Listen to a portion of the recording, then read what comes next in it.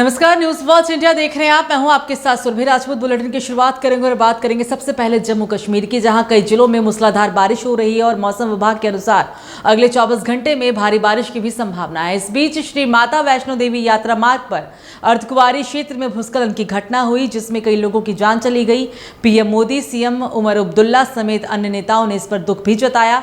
प्रशासन ने राहत और बचाव कार्य भी तेज कर दिए हैं, जिसमें सेना, एनडीआरएफ, एसडीआरएफ की टीमें भी तैनात है। स्कूल, कॉलेज बंद कर दिए गए हैं और लोगों से निचले इलाकों से दूर रहने की भी अपील की गई है।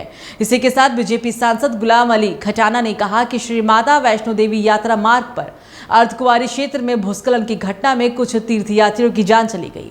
बाढ़ के कारण कई घर ढह गए और नदियां खतरे के निशान से ऊपर बह रही है। तो केंद्रीय गृह मंत्री अमित शाह ने मंगलवार को भारतीय सेना, जम्मू कश्मीर पुलिस और सीआरपीएफ के उन वीर जवानों से भेंट की और उन्हें सम्मानित भी किया, जिन्होंने ऑपरेशन महादेव को सफलतापूर्वक अंजाम दिया था। इस ऑपरेशन में पहलगाम आतंकवादी हमले के मुख्य आरोपियों को एनकाउंटर में ढेर कर दिया गया था। यह ऑपरेशन 22 अप्रैल को पहलगाम के बैसरन वैली में 26 निर्दोष हिंदुओं की क्रूर हत्या के बाद शुरू हुआ था। बैसरन में लश्कर के आतंकियों ने लोगों का धर्म पूछकर परिवारों के सामने उन्हें गोली मार दी थी। शाह ने कहा कि प्रधानमंत्री नरेंद्र मोदी और समस्त देशवासियों की ओर से सभी सुरक्षा बलों को बधाई, जिन्होंने देश में सुरक्षा की भावना को मजबूत किया। तो देश भर में गणेश चतुर्थी के मौके पर लोग गणपति बप्पा का स्वागत अपने घरों में कर रहे हैं। गणेश मूर्ति की स्थापना के बाद गणेश भगवान की पूजा कर रहे हैं और ऐसे में मनसे प्रमुख राज ठाकरे ने परिवार के साथ गणेश भगवान की आरती की, गणेश मूर्ति की पूजा अर्चना भी की।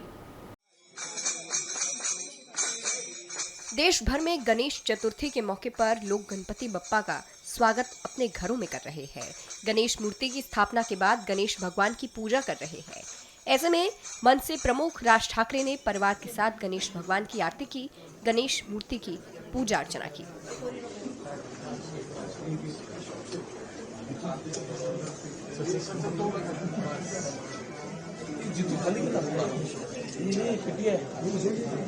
तो वहीं कांग्रेस नेता सुरेंद्र राजपूत ने अमेरिका द्वारा भारतीय उत्पादों पर 27 अगस्त यानी कि आज से 50% टैरिफ लागू करने के मसौदा नोटिस को लेकर केंद्र सरकार पर निशाना साधा। उन्होंने आरोप लगाया कि मोदी सरकार ने ट्रंप काल में लगाए गए टैरिफ के जवाब में कोई ठोस कदम नहीं उठाया, जिससे भारतीय निर्यातकों को नुकसान हो रहा है। कांग्रेस ने इसे सरकार की कमजोरी करार देते हुए कहा कि आर्थिक मामलों में बीजेपी की नीतियां और सार्वजनिक क्षेत्र की कंपनियों की कथित बिक्री पर भी सवाल उठाए। भाई, ट्रंप ने टैरिफ लगाया, नरेंद्र मोदी जी क्या कर रहे हैं? उन्होंने काउंटर टैरिफ क्यों नहीं लगाया? जो अमेरिका के उत्पाद हैं भारत में आ रहे हैं, उस पर काउंटर टैरिफ क्यों नहीं है? चीन काउंटर टैरिफ लगा सकता है, ब्राजील काउंटर टैरिफ लगा सकता है, मैक्सिको काउंटर टैरिफ लगा सकता है, इवन छोटे छोटे देश काउंटर टैरिफ लगा सकते हैं। हम ही क्यों काउंटर टैरिफ नहीं लगा पा रहे? भारत की सरकार भारतीय जनता पार्टी के नेतृत्व में, मोदी जी के नेतृत्व में अपनी कमजोरी प्रदर्शित कर रही है। हमारे निर्यातकों को आप क्या सेफ गार्ड दे रहे हैं, ये बताना पड़ेगा मोदी सरकार को। अगर आप काउंटर टैरिफ नहीं लगाते हैं तो माना जाएगा कि आप ट्रंप के सामने खड़े होने में झिझक रहे हैं, ट्रंप को लाल लाल आंखें दिखाने में झिझक रहे हैं। अगर उन्होंने टैरिफ 50% लगाया है तो हमारी मांग है सरकार से कि 100% टैरिफ लगाए ना अमेरिका के ऊपर, ताकि उनको भी मुंहतोड़ जवाब दिया जा सके, करारा जवाब दिया जा सके। और हमारे तो रतन हैं, कपड़े हैं, उनके तो बोइंग है, उनके तो बड़े बड़े जहाज हैं, बड़ी बड़ी इंजीनियरिंग का सामान। अगर आप उन पर 50% टैरिफ लगा देंगे या 100% टैरिफ लगा देंगे, अमेरिका घुटनों पे आ जाएगा। लेकिन इसके लिए नरेंद्र मोदी जी, इंदिरा जी जैसी हिम्मत चाहिए। तो वहीं जम्मू कश्मीर के उधमपुर जिले में लगातार हो रही बारिश ने जनजीवन पूरी तरह से अस्त व्यस्त करके रखा है। बारिश का पानी सड़कों पर इस कदर भर गया है कि हालात बाढ़ जैसे नजर आ रहे हैं। कई रिहायशी इलाकों और कॉलोनियों में पानी घुसने की भी खबर है, जिससे लोग काफी परेशानियों का सामना कर रहे हैं। लोग अपने घरों में घुटनों तक पानी पार करते हुए नजर आ रहे हैं। बच्चों और बुजुर्गों के लिए हालात और भी ज्यादा कठिन है। स्थानीय लोगों का कहना है कि अब तक प्रशासन का कोई भी अधिकारी उनकी मदद के लिए नहीं पहुंचा। प्रभावितों ने प्रशासन से गुहार लगाई कि जल्द से जल्द राहत कार्य भी शुरू किया जाए। लगातार बारिश से हालात और भी बिगड़ सकते हैं, ऐसे में समय पर सहायता जरूरी है। जम्मू कश्मीर के उधमपुर जिले में लगातार हो रही भारी बारिश ने जनजीवन अस्त व्यस्त कर दिया है। बारिश का पानी सड़कों पर इस कदर भर गया है कि हालात बाढ़ जैसे नजर आ रहे हैं। कई रिहायशी इलाकों और कॉलोनियों में पानी घरों में घुस गया है, जिससे लोग भारी परेशानी का सामना कर रहे हैं। लोग अपने घरों में घुटनों तक पानी पार करके जा रहे हैं। बच्चों और बुजुर्गों के लिए हालात और भी कठिन हो गए हैं। स्थानीय लोगों का कहना है कि अब तक प्रशासन का कोई भी अधिकारी उनकी मदद के लिए नहीं पहुंचा है। प्रभावितों ने प्रशासन से गुहार लगाई है कि जल्द से जल्द राहत कार्य शुरू किए जाएं। लगातार बारिश से हालात और बिगड़ सकते हैं, ऐसे में समय पर सहायता जरूरी है। यहाँ पे सुबह का पानी बड़ा ज्यादा बह रहा है और इतनी बारिश हो रही है। ये नाला नहीं है, हमारा घर है और इतना पानी आया है और मैं प्रेग्नेंट भी हूँ। यहाँ पे अभी तक सुबह का कोई भी नहीं आया है, तो प्लीज हम आपसे गुजारिश करते हैं कि यहाँ पे कोई आए, देखे और हमारे घर की सिचुएशन जो है, इतना पानी है, सब मतलब बहुत इतनी मुश्किलों का, दिक्कतों का सामना करना पड़ रहा है हमको।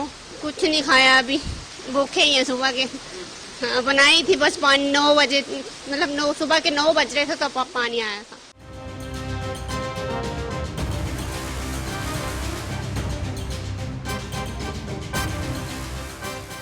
तो वहीं यूपी की राजधानी लखनऊ में विकास प्राधिकरण ने रिफाह-ए-आम क्लब परिसर में अवैध कब्जों को हटाने के लिए बड़ी कार्रवाई की।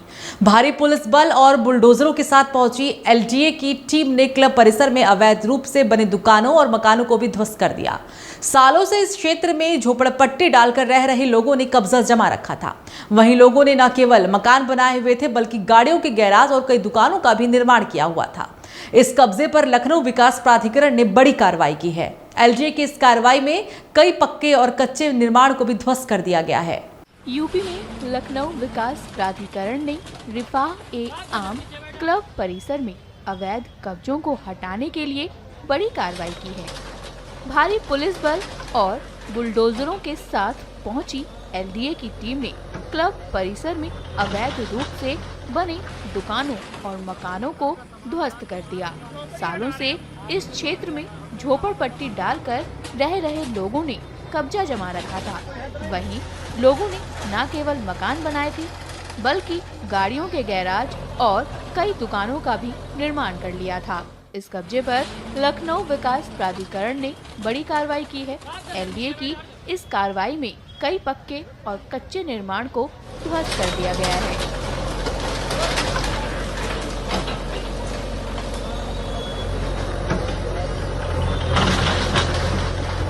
ये एलडीए की ज़मीन है, ये लीज पे रिफाह-ए-आम क्लब को दी गई थी, उसका पट्टा खत्म हो गया है। हम लोगों ने इन लोगों को हटने के लिए कई बार नोटिस दिए, आकर के व्यक्तिगत रूप से बताए। कल भी हमने अनाउंसमेंट कराया, परसों भी कराया, लोग हट नहीं रहे थे, इसलिए हमें यहाँ बुलडोजर लेके आना पड़ा। फिलहाल हम लोगों सबके लिए हमने गाड़ी मुहैया करा रखी है, जिसको सामान जहाँ ले जाना है उसके लिए हमने गाड़ी दे रखी है। इसके अलावा अगर कोई मकान लेना चाहते हैं, जिनका यहाँ रह रहे हैं, उनके लिए हम बसंत कुंज में मकान भी दे रहे हैं। सर, कितनी कार्रवाई संपन्न हो चुकी है, कब तक कंप्लीट? ये लगभग अभी आज 1 घंटे में लग रहा पूरा हो जाएगा काम। काफ़ी काम हो चुका है यहाँ। क्या योजना है सर आगे के लिए? इसका अभी फिलहाल इस पर बाउंड्री बना करके हम लोग इसका सौंदर्यीकरण करेंगे। अभी फिलहाल ये प्लानिंग है। ये लगभग 25,000 स्क्वायर मीटर के आसपास है, मतलब 2.5 लाख स्क्वायर फीट।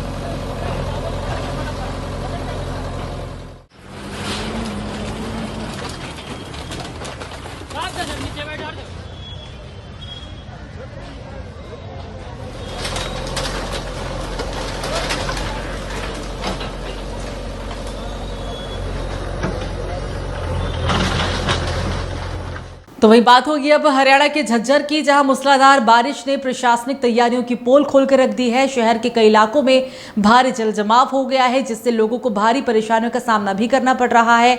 सड़कों पर पानी ही पानी दिखाई दे रहा है, नालियां ओवरफ्लो हो चुकी है और आम जनजीवन पूरी तरह से अस्त व्यस्त है। हरियाणा के झज्जर जिले में हुई मूसलाधार बारिश ने प्रशासनिक तैयारियों की पोल खोल दी है। शहर के कई इलाकों में भारी जल भराव हो गया। जिससे लोगों को भारी परेशानी का सामना करना पड़ रहा है। सड़कों पर पानी ही पानी दिखाई दे रहा है, नालियां ओवरफ्लो हो चुकी हैं और आम जनजीवन पूरी तरह प्रभावित हुआ है। सर, डेली में समस्याएं हो रही हैं। सबसे मेन प्रॉब्लम है कि स्कूल जाना बच्चों का, और जो मैं टीचर हूं तो मेरे लिए बहुत मुश्किल है।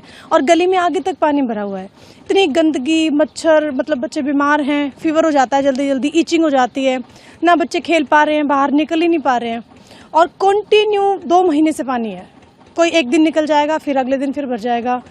सब्जी लाने में प्रॉब्लम है, मतलब घर की जो रूटीन की चीजें हैं सब में बहुत मुश्किल आ रही है। अब की बार बारिश भी ज्यादा हुई है। हाँ, बारिश भी ज्यादा हुई है, बट ये अगर कोई ऐसा रास्ता है पानी निकलने का तो बारिश ज्यादा होगी, वो तो सोचना पड़ता है पहले ही।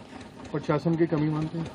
बिल्कुल वही कमी है, और इसमें हमारा पर्सनल तो कुछ है नहीं, प्रशासन की कमी है। अगर एक प्रॉपर तरीका लगाया जाए इसके लिए कि भाई पानी निकलेगा या बारिश होगी, सीवरेज सिस्टम ठीक से चालू किया जाए तो ठीक हो जाएगा सारा। प्रशासन से कोई मांग?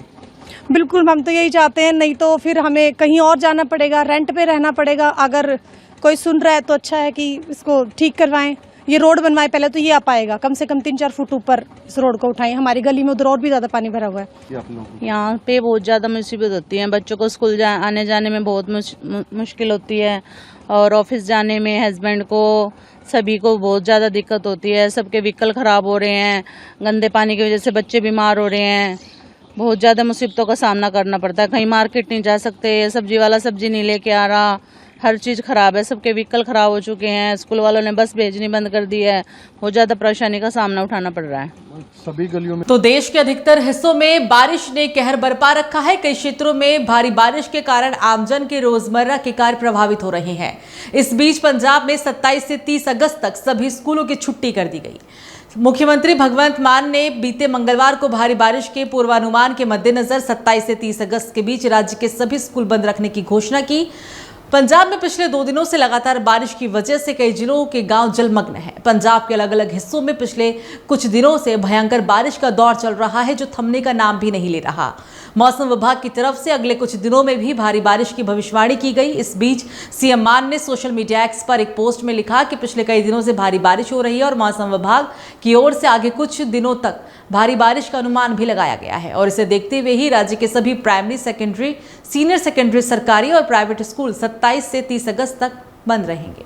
चलिए, बात होगी अब बिहार के। बिहार में इन दिनों कांग्रेस की वोटर अधिकार यात्रा चल रही है। ये यात्रा अब बिहार के दरभंगा पहुंच चुकी है, जिसका नेतृत्व लोकसभा में नेता प्रतिपक्ष और कांग्रेस नेता राहुल गांधी कर रहे हैं। आज इस यात्रा में शामिल होने के लिए तमिलनाडु के मुख्यमंत्री दरभंगा पहुंचे। तस्वीरों में साफ तौर पर देखा भी जा सकता है कि मुख्यमंत्री एमके स्टालिन और राहुल गांधी एक ही गाड़ी में सवार होकर दरभंगा की सड़कों पर यात्रा करते हुए नजर आए। इस यात्रा में कांग्रेस की नेता प्रियंका गांधी भी शामिल हुई। जगह जगह पर कांग्रेस कार्यकर्ताओं की भारी भीड़ भी देखने को मिली। बिहार में इन दिनों कांग्रेस की वोटर अधिकार यात्रा चल रही है। यह यात्रा बिहार के दरभंगा पहुंच चुकी है, जिसका नेतृत्व लोकसभा में नेता प्रतिपक्ष और कांग्रेस नेता राहुल गांधी कर रहे हैं। आज इस यात्रा में शामिल होने के लिए तमिलनाडु के मुख्यमंत्री दरभंगा पहुंचे। तस्वीरों में साफ देखा जा सकता है कि राहुल गांधी और मुख्यमंत्री एक ही गाड़ी में सवार होकर दरभंगा की सड़कों पर यात्रा कर रहे हैं। इस यात्रा में कांग्रेस की नेता प्रियंका गांधी भी शामिल हुई हैं। जगह जगह कांग्रेस कार्यकर्ताओं की भारी भीड़ देखी जा रही है। तो बीजेपी नेता शहनवाज हुसैन ने कांग्रेस पर निशाना साधते हुए कहा कि देश की जनता ने तीसरी बार नरेंद्र मोदी को प्रधानमंत्री बनाकर भरोसा जताया। उन्होंने कांग्रेस के वोट चोरी के आरोप को बेबुनियाद बताते हुए कहा कि ये शब्द कहीं डिक्शनरी में नहीं है। शहनवाज ने राहुल गांधी पर आरोप लगाया कि वो बिना सबूत सरकार पर आरोप लगाकर जनता को गुमराह कर रहे हैं और विद्रोह के लिए उकसा भी रहे हैं। उन्होंने कहा कि विपक्ष के पास अब कोई ठोस मुद्दा नहीं बचा है, जबकि प्रधानमंत्री नरेंद्र मोदी देश की सेवा में लगातार काम कर रहे हैं। जनता का हमें समर्थन है, जनता का आशीर्वाद है। नरेंद्र मोदी जी लगातार तीसरी बार जीतकर देश के प्रधानमंत्री हैं। कई राज्यों में हमें सपोर्ट मिला है, कई राज्यों में सफलता नहीं भी मिली, लेकिन हम जनता के सहयोग से देश की सेवा में लगे हैं। प्रधान सेवक के तौर पर नरेंद्र मोदी दिन रात मेहनत कर रहे हैं, लेकिन कांग्रेस के पास कोई सरकार के खिलाफ मुद्दा नहीं है। तो एक ही मुद्दा उन्होंने पकड़ा है, वोट चोरी का। ये मनगढ़ंत एक शब्द उन्होंने गढ़ लिया है जो कहीं डिक्शनरी में नहीं है। उनको चोरी शब्द और चोर शब्द से कांग्रेसियों को बहुत प्रेम हो गया है। वो इस तरह के शब्द को गढ़कर प्रधानमंत्री पर इल्जाम लगा रहे हैं। पहले भी 2019 के चुनाव में उन्होंने चौकीदार चोर है कह के नारा लगाया था और जनता ने इसका करारा जवाब दिया था, जो कांग्रेस न्यूनतम सीट पर आई थी। इस बार भी जिस तरह वोट चोरी का, जनता के जनादेश का अपमान कर रहे हैं, वो कह रहे हैं कि वोट चोरी हो रही है। जनता जनादेश दे रही है। कई राज्यों में हम नहीं चुनाव जीतते हैं और कई राज्यों में जीतते हैं। अभी झारखंड का चुनाव हुआ, हम नहीं जीते थे। हम चाहते थे वहां सत्ता बनाना, हम चाहते थे वहां सरकार बनाना। तो निर्णय लोग करते हैं और ये राहुल गांधी इस तरह की बेतुका बातें करके देश को गुमराह कर रहे हैं, सरकार के खिलाफ विद्रोह करने पर लोगों को आमादा कर रहे हैं। इनकी यात्रा पूरी तरह फ्लॉप हो रही है और यात्रा में भीड़ नहीं आ रही। तो कभी किसी मुख्यमंत्री को बुला रहे हैं, कभी प्रियंका जी को बुला रहे हैं। इससे कुछ हासिल होने वाला नहीं है। राहुल गांधी के इन बयानों का कोई फर्क पड़ने वाला नहीं। तो चलिए, बुलेटिन में फिलहाल मेरे साथ इतना ही। आप देखते रहिए न्यूज वॉच इंडिया। नमस्कार।